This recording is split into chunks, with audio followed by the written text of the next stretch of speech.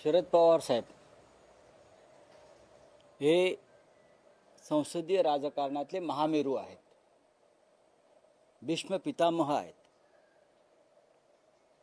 जवळजवळ 60 वर्षापेक्षा जास्त काळ ते देशाच्या संसदीय राजकारणामध्ये आहे. विधानसभा, लोकसभा, विधान परिषद, राज्यसभा अशा सर्व संसदीय सभागृहात ते काम करतात. केंद्रीय मंत्री, मुख्यमंत्री अशा विविध पदांवर त्यांनी काम केलं. त्यांचा इतका संसदीय राजकारणाचा अनुभव असलेला नेता देशाच्या राजकारणात नाही. आणि गेल्या काही काळापासून त्यांच्या मनामध्ये हे विचार येत आहेत. मागच्या अधिवेशनाच्या वेळी आम्ही दिल्लीत असताना त्यांनी माझ्याकडेही हा विषय बोलून दाखवला आणि आम्ही त्यांना सांगितलं की आपण हा विचारही मनात आणू नका. वय हा इथे विषय नसून अनुभव हा विषय आहे आणि आपण आमच्या सगळ्यांसाठी संसदीय राजकारणात असणं हे मार्गदर्शक आणि दीपस्तंभाप्रमाणे आहे. पण त्यांनी काल पुन्हा एकदा जाहीरपणे हा विषय बोलून दाखवला. माननीय शरद पवार साहेबांचा जो प्रदीर्घ अनुभव या क्षेत्रातला आहे, त्या अनुभवाचा फायदा महाराष्ट्राला, देशाला, समाजाला आणि राजकीय क्षेत्रात नव्याने येणाऱ्यांना अनेकदा होत असतो. पण गेल्या काही काळापासून ते व्यथित आहेत असं मला दिसतं. ज्या प्रकारचं राजकारण सध्याच्या दिल्लीच्या राजकारण्यांनी केलेलं आहे, महाराष्ट्राच्या बाबतीत, देशाच्या बाबतीत, आणि तरीही या सगळ्या वादळांना तोंड देत संसदीय राजकारणातला हा प्रमुख स्तंभ आज उभा आहे. मी इतकंच सांगेन पवार साहेबांना, आणि माझ्यासारखे अनेक लोक सांगतील की आपण फक्त आहात तिथेच ठामपणे उभे राहा आणि या देशामध्ये आमच्यासारखे असंख्य लोक आहेत, त्यांना फक्त पाठीवर हात ठेवून लढ म्हणा.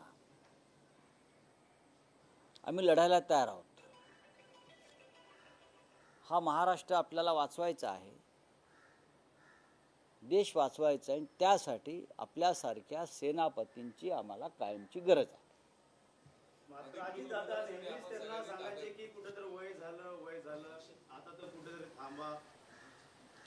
जनता थांबवेल. जसं अजित पवार यांच्या सुविद्य पत्नी म्हणजे स्वतः अजित पवारच यांना जनतेने लोकसभेत थांबवलं. राजकारणामध्ये किंवा संसदीय राजकारणामध्ये कोणाला थांबवायचे जनता ठरवते. तुम्ही आम्ही सांगून ते थांबवलं जात नाही. लोक मतदान करतात, लोक निवडून देतात. मग विधिमंडळातली दोन्ही सभागृह असतील किंवा संसदेची दोन्ही सभागृह असतील, मतदाराला महत्त्व आहे.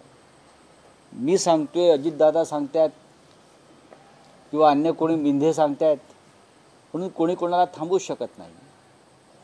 उद्याच्या निवडणुकीत त्या बाबतीतची स्पष्टता अगदीच स्पष्ट होईल. काल माननीय उद्धव ठाकरे साहेब सध्या दौऱ्यावर आहेत. आज संध्याकाळी ते मुंबईत येतील, कोल्हापूर, रत्नागिरी, मग भिवंडीत जातील, मग राहुलजींच्या BKC मधल्या सभेला उपस्थित राहतील. पण गेल्या काही दिवसापासून माननीय उद्धवजी एक विषय मांडतायत, त्याच्यामुळे देवेंद्र फडणवीस असतील, मुख्यमंत्री मिंदे असतील, त्यांच्या पोटामध्ये कालवा सुरू झालेली आहे. उद्धवजींचं म्हणणं आहे की आमचं सरकार आल्यावरती प्रत्येक जिल्ह्यामध्ये छत्रपती शिवरायांचं मंदिर आम्ही उभं करू, छत्रपती शिवाजीराजांचं. हा विषय अत्यंत महत्त्वाचा आहे. हे आम्ही का म्हणतोय की ज्या पद्धतीनं या राजवटीमध्ये छत्रपती शिवाजी महाराजांचा अपमान झाला, महाराजांचा पुतळा भ्रष्टाचारामुळे कोसळून पडला सिंधुदुर्गच्या समुद्राच्या किनाऱ्यावर, छत्रपती शिवाजी महाराजांचा स्वाभिमान फडणवीस, मिंधे, अजित पवार यांनी दिल्लीच्या चरणी गहाण ठेवला. वारंवार जाऊन दिल्लीपुढे झुकतायत. महाराष्ट्राला प्रेरणा मिळावी म्हणून छत्रपती शिवाजी महाराजांचं मंदिर प्रत्येक जिल्ह्यात उभारू असं जेव्हा उद्धव ठाकरेजी सांगतायत आणि लोक त्यांना प्रतिसाद देत आहेत, याच्यामुळे त्यांच्या पोटात दुखणं विरोधकांच्या साहजिक आहे. काल देवेंद्र फडणवीस असं म्हणतायत, या संकल्पनेची चेष्टा केली. देवेंद्र फडणवीस यांनी पुन्हा एकदा छत्रपती शिवाजी महाराजांचा अपमान केला. जेव्हा उद्धवजी सांगतायत मी शिवरायांचं मंदिर उभारीन, तेव्हा शिवरायांच्या पुतळ्यात भ्रष्टाचार करणारे आणि घडवून आणणारे देवेंद्र फडणवीसांनी त्याची खिल्ली उडवली. काय म्हणाले तोंड वेंगाडून? काय बोलले काय ते की आधी तुम्ही मुंबऱ्यात उभारा. अरे मुंबऱ्यात क्या पाकिस्तानात उभारू? मुंबऱ्यात देवेंद्र फडणवीसना माहिती आहे का मुंबऱ्यामध्ये छत्रपती शिवाजी महाराजांचा किती मोठा पुतळा आहे? मुंबऱ्याच्या प्रवेशद्वारावरच. कधी गेलेत का मुंबऱ्यात? आहे ना, मुंबऱ्याच्या प्रवेशद्वारावर छत्रपती शिवाजी महाराजांचा पुतळा एखाद्या मंदिरासारखाच आहे. तुम्ही या देशातल्या मुसलमानांना बदनाम करताय. बटेंगे तो कटेंगे हे जे काय आहे ना, हे तुमचं चालत नाही धोरण. तुम्ही अशा प्रकारे राबवताय. तुम्ही शिवाजी महाराजांचा गैरवापर करताय. देवेंद्र फडणवीस तुमचे पूर्वज मोगलांची चाकरी करत होते आणि महाराष्ट्राची गद्दारी करत होते. इतिहास बघा. ही फडणवीसी महाराष्ट्रात दाखवू नका. या मराठ्यांच्या राज्यामध्ये, मराठी माणसाच्या राज्यामध्ये तुम्हाला शिवाजी महाराजांचं मंदिर आम्ही उभारण्याची घोषणा करतात, तुम्हाला त्रास होतो, यातना होत आहेत. तुम्ही जरांगे पाटलांची चेष्टा करताय. तुम्ही मराठा आंदोलनाची चेष्टा करताय. तुम्ही छत्रपती शिवाजी महाराजांचं मंदिर उभारणार असं आम्ही सांगतो त्याची चेष्टा करताय. तुम्ही शिवसेनेची चेष्टा करताय, जी शिवसेना बाळासाहेब ठाकरेंनी शिवरायांच्या प्रेरणेतून उभी केली. तुमच्या मनामध्ये छत्रपती शिवाजी महाराजांविषयी इतका द्वेष का? याचं कारण तुमचं प्रेम महाराष्ट्रावर, छत्रपती शिवाजी महाराजांच्या महाराष्ट्रावर नसून तुमचं प्रेम गुजरातवर आहे. आणि म्हणून त्या काळामध्ये जी शिवरायाने सुरत लुटली ना, त्या सुरतवर तुमचं प्रेम आहे. तुम्ही समुद्रात, अरबी समुद्रात शिवरायांचं स्मारक उभं करणार होतात. काय झालं? तुमच्या या चेष्टेखोर भूमिकेमुळे शिवरायांच्या बाबतीमध्ये स्मारक होऊ शकलं नाही. हे मी तुम्हाला स्पष्ट सांगतो. आम्ही तुम्हाला जिथे सांगाल तिकडे मंदिरं बांधून देतो. तुमची हिंमत आहे मंदिरात यायची? तुम्ही शिवरायांचे द्वेष्टे आहात. देवेंद्र फडणवीस हा माणूस या मराठी माणसाचा, महाराष्ट्रातल्या अखंड महाराष्ट्राचा आणि छत्रपती शिवाजी महाराजांच्या कार्याचा द्वेष्ट आहे. हे काल पुन्हा एकदा स्पष्ट झालं.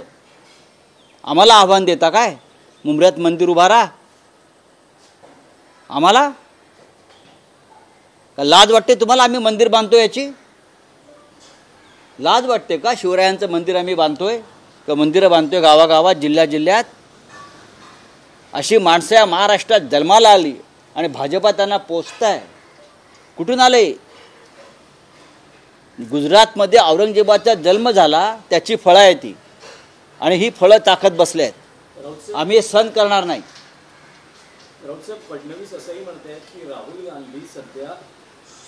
गांधींना सध्या शहरी नक्षलवाद्यांनी घेरलंय.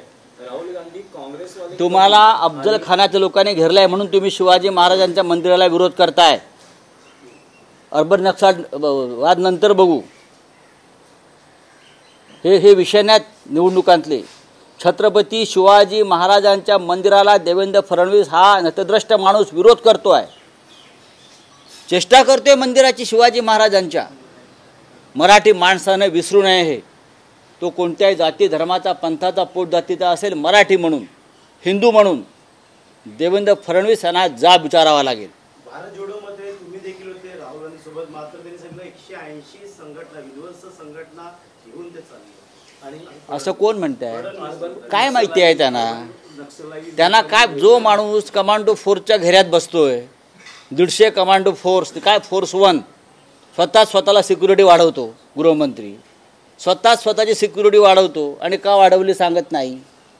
अशा डरपोक माणसानं जो फक्त ज्याचं राजकारण ED, CBI, police, income tax याचा जोरावर चालला आहे आणि लुटलेला पैसा, त्यांनी आम्हाला ज्ञानाचं डोस देण्याची गरज नाही. महाराष्ट्राला 23 तारखेनंतर तुमच्या बाटल्या बंद होतील डोसाच्या. वोट देखील 10 जागा कमी पडल्या लोकसभेला. हा, वोट जिहादमुळे 10 जागा महायुतीच्या कमी झाल्या असं कोण म्हणतंय?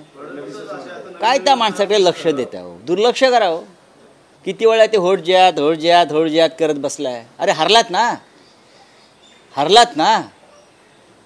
जिथे होट जिहादचा तुमचं संकल्पना नाही तिकडे तुम्ही हरलेला आहात, तिथे हरलात. राऊत साहेब, शरद पवारांनी राजकीय निवृत्तीचे संकेत दिले आहेत. पवार साहेबांसारखा नेता निवृत्त होऊ शकत नाही. त्यांचं संपूर्ण कार्य हे सामाजिक क्षेत्रातलं आहे, कृषी क्षेत्रातलं आहे, शिक्षण क्षेत्रातलं आहे, राजकारण हा त्यातला एक भाग आहे. त्याच्यामुळे निवृत्तीच्या त्यांच्या मनातल्या वेदना ज्या आहेत त्या त्यांनी स्पष्ट केल्या. जयंत पाटील असं म्हणतात, जे अधिकृत उमेदवार आहेत त्यांच्याच पाठीशी उभे राहत. जर आपलं सरकार आलं नाही तर आपल्याला पुत्र देखील विचारणार नाही, त्यामुळे पूर्ण जोर लावा. आम्ही सगळेच जोर लावतो आणि महाविकास आघाडीचा प्रत्येक अधिकृत उमेदवार जिंकून येईल याची आम्ही काळजी घेतो. सर, हिंदी में जानना चाहेंगे, कल बारामती में शरद पवार थे, उन्होंने कहा है कि आप वो चुनाव नहीं लड़ेंगे. इसके पहले भी एक बार देखिए, ये पहली बार नहीं हुआ है. पवार साहब ने ये कहा था कि मैं चुनाव नहीं लड़ना चाहता हूँ, लेकिन हमें बार बार हमारे जैसे लोग हैं, उनके साथी हैं, उनके प्रेमी हैं, उन्हें आग्रह करते आए हैं कि आप इस तरह से रिटायर नहीं हो सकते. आप हमारे मार्गदर्शक है, दीपस्तंभ है. इस देश में पवार साहब जैसा 60 साल का संसदीय जीवन का अनुभव किसी के पास नहीं है. राष्ट्रीय राजनीति हो, राज्य की राजनीति हो, गठबंधन की राजनीति हो, हाँ, चाहे कृषि क्षेत्र हो, एजुकेशन का फील्ड हो, सभी क्षेत्रों में पवार साहब का एक बहुत बड़ा योगदान है. पवार साहब की उम्र अब ज़्यादा हो चुकी है, लेकिन अभी वो युवा है, हमारे लिए प्रेरणा है. लेकिन कुछ बातें इस देश में हुई है 2-3 साल में. राजनीति का स्तर मोदी और शाह के ज़माने में इतना गिर चुका है, ये राजनीति उनको रास नहीं आती. तो शायद उनको ये लगता है कि आप रुकना चाहिए, लेकिन हम उनको रुकने नहीं देंगे. उद्धव ठाकरे ने कल कहा है कि हम छत्रपति शिवाजी महाराज का मंदिर बनाएंगे, लेकिन देवेंद्र फडणवीस उसके अगेंस्ट में कहते हैं कि पहले आप मुमरा में मंदिर बनाकर दिखाइए. आप किस तरीके से देखते हैं? एक तरफ देखिए, देवेंद्र फडणवीस एक ऐसी व्यक्ति है जो हमेशा छत्रपति शिवाजी महाराज के बारे में अनाप शनाप बोलते रहते हैं. छत्रपति शिवाजी महाराज के राज्य में उस वक्त भी कुछ फडणवीस थे जिसने छत्रपति जी के स्वराज्य को विरोध किया था. उसमें से एक का वंशज है फडणवीस.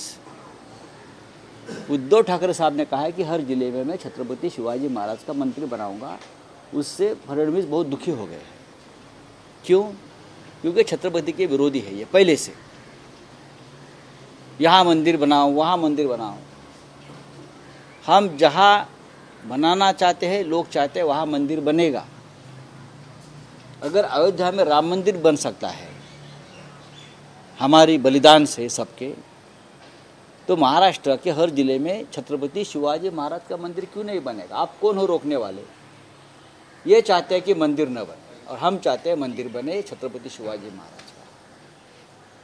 ये इसलिए नहीं चाहते क्योंकि हम छत्रपति शिवाजी महाराज से प्रेरणा लेते हैं स्वाभिमान की, और ये लोग जो है दिल्ली में जाकर अपना स्वाभिमान बेच देने वाले लोग हैं.